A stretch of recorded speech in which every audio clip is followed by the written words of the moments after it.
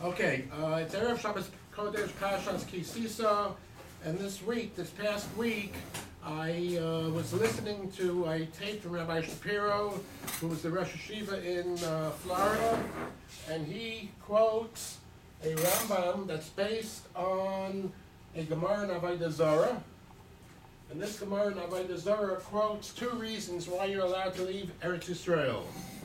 He quotes one reason to be to study Torah, and another reason is to get married. And possibly also he records to make a living. So possibly the most he has is two and a half reasons. The Meiri on page 31b in Kedushin reminds us of a story where Rav Asi was learning by Rabbi Yochanan. Rabbi Yochanan is a great sage, and he was in Eretz Yisrael, and he asked Rav Asi asked Rabbi Yochanan, "Can I leave Eretz Yisrael?" And Rabbi Yochanan answered him, "Oh, sir, no, you can't."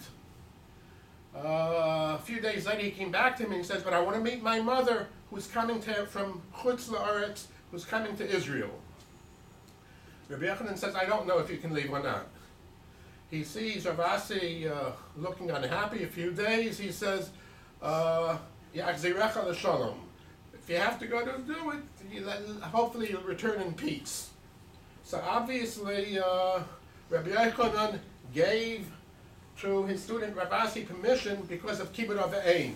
And the Meiri exactly on 31b says, "B'shvil Kibbud Avayim, you can leave Eretz Yisrael."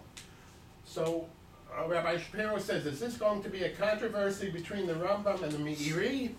And he refers us to one of the Sfarim of the Lubavitcher Rebbe, I believe it's volume 25, and the Rebbe asks this as a question, why doesn't the Rambam record this thing about Kibbud Avayim also?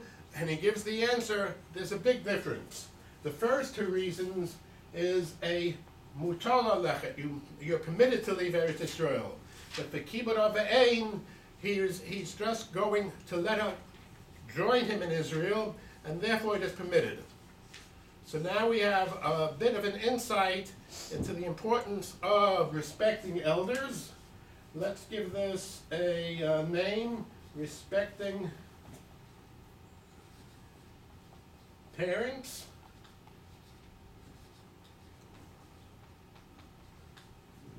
And if you really want to understand the Art Scroll, and